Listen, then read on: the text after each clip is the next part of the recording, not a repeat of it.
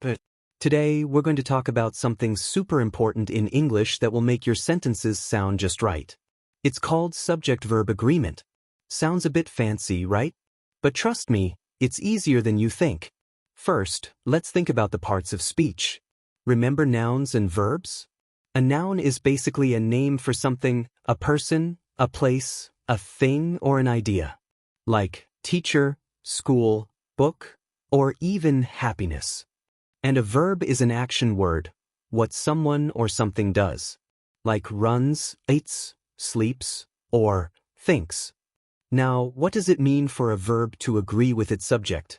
Well, think of it like this. The subject and the verb are like best friends, and they need to match. Specifically, they need to agree in number and person. What's number? That's just whether we're talking about one thing, singular, or more than one thing, plural. For example, cat is singular, and cats is plural. And what's person? This is a little trickier, but basically, it tells us who is doing the action. There's the first person, that's I or we, the second person, that's you, and the third person, that's he, she, it, or they, and also any singular noun like the dog or the teacher. So, the rule is, a verb must agree with its subject in number and person. Let's see some simple examples.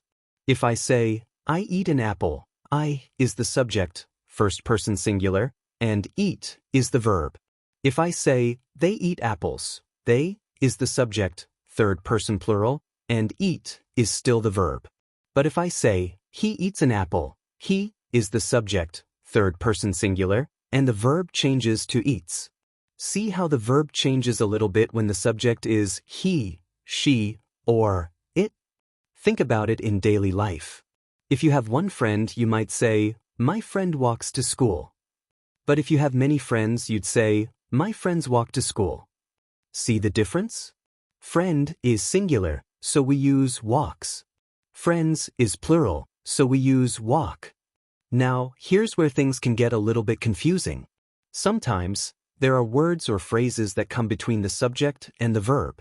And sometimes, we can get tricked into thinking that a word that's close to the verb is actually the subject. This is often called the error of proximity. It just means we make the verb agree with a noun that's near it, instead of the real subject. We need to be careful not to fall into this trap. Let's look at some examples to understand this better. The quality of the mangoes was not good. Here, you might see mangoes right before was and think, oh, mangoes are plural, so it should be were. But wait, what is the sentence really about? It's about the quality. Quality is singular, right?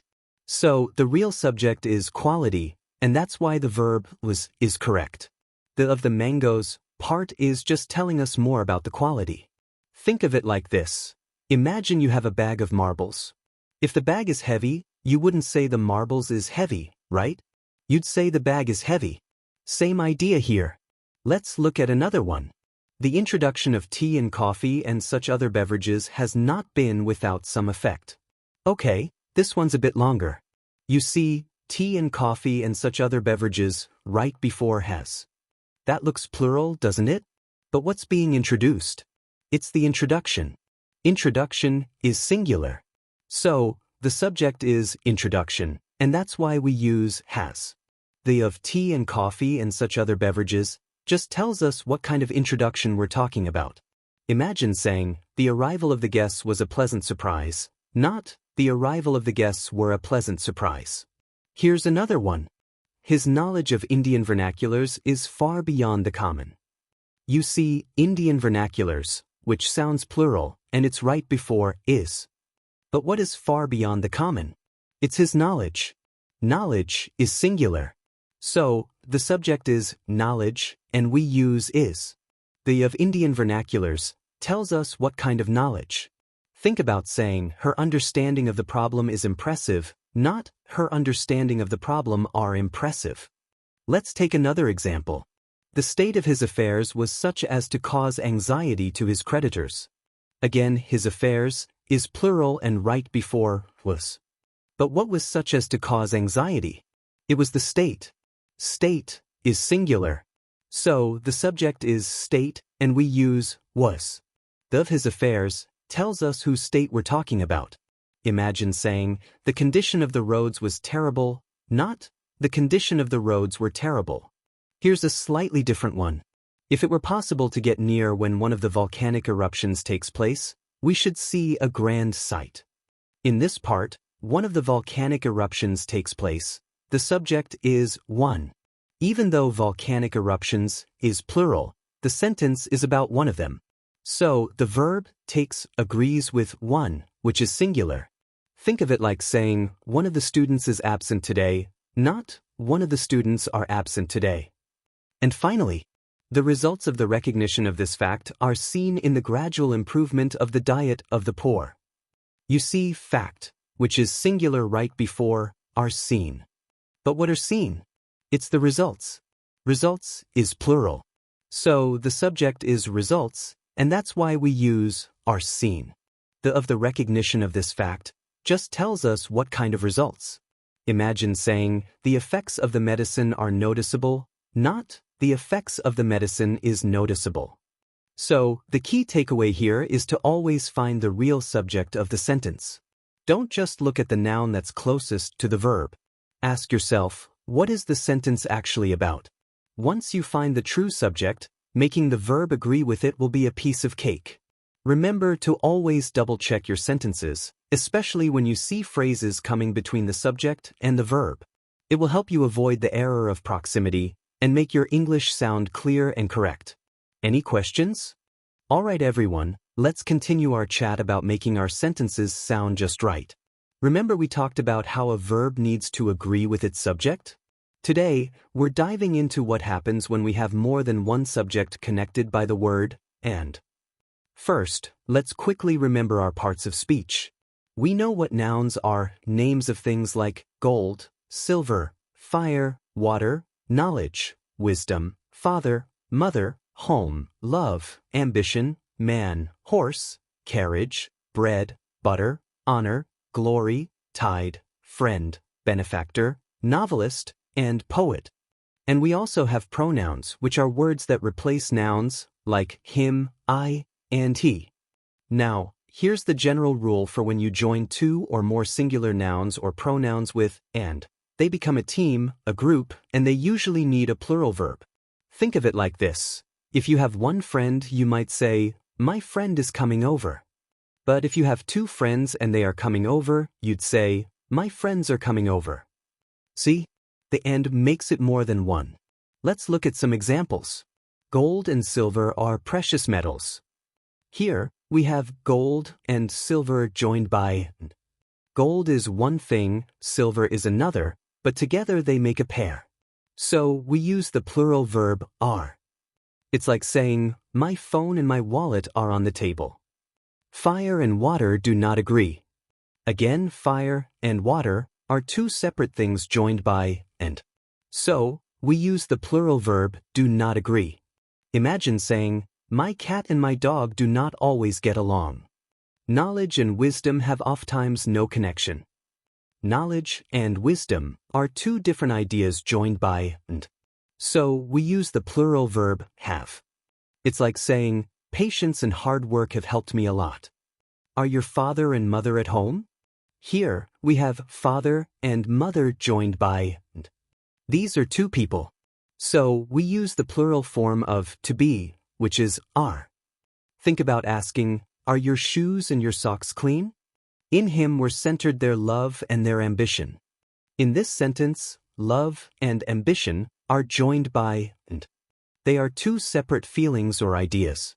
So, we use the plural verb were.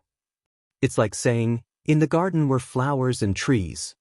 He and I were playing. Here, we have the pronouns he and a joined by and. That's two people. So, we use the plural verb were.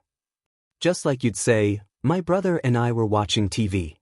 Now, just like with many things in English, there's a little twist.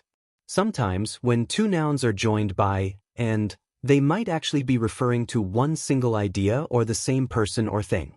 In these special cases, we use a singular verb. It's like they've become a package deal. Let's see some examples of this. Time and tide waits for no man. Time and tide are often thought of as a single concept, the relentless passing of time. It's like saying the flow of events. So, even though we have time and tide joined by and, we use the singular verb waits. It's a common saying, so you'll hear it often. The horse and carriage is at the door. Think about this one. Back in the day, horse and carriage was often considered a single unit, a mode of transport. It wasn't just a horse and a separate carriage, it was the whole thing together. So, we use the singular verb is. Nowadays, we might say, the car is parked outside, even though a car has many parts. Bread and butter is his only food. Here, bread and butter is often thought of as a single dish or a common combination, especially as a simple meal.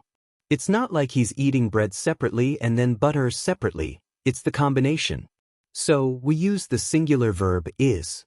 Think of it like saying, peanut butter and jelly is my favorite sandwich.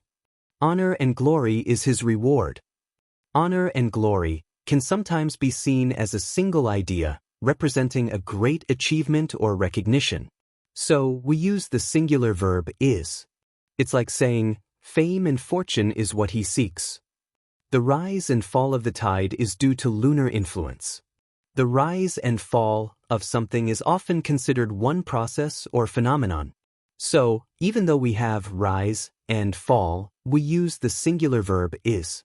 It's like saying, the opening and closing of the store is at specific times. My friend and benefactor has come. This one tells us that the person who is his friend is also the same person who is his benefactor, someone who has helped him. Because it's referring to just one person who plays two roles, we use the singular verb has. Imagine saying, my doctor and neighbor is very kind, if your doctor happens to live next door. The novelist and poet is dead. Similar to the last one, this implies that the same person is both a novelist and a poet. It's not saying that a novelist and a separate poet have died, but one person who had both talents. So, we use the singular verb is. Think of saying, the singer and actor is very talented, if one person does both. So, the main thing to remember when you see nouns joined by and is to think about whether they are acting as separate things, in which case you'll need a plural verb. But, if they are thought of as one single idea or refer to the same person or thing, then you'll use a singular verb. Pay attention to the meaning of the sentence, and you'll get it right. Any questions on this? That's enough for today. Practice more with these rules, as it will give you confidence and keep you interested for the next class. If we try to cover all English grammar rules at once, we will get confused and overwhelmed, and will lose interest. So, wait for the next video. Until then, practice, remember, and re-watch this video. If you haven't subscribed to my channel yet, please subscribe now, click the bell icon for video updates, and don't forget to like this video to show your appreciation. Thank you very much, and see you in the next video.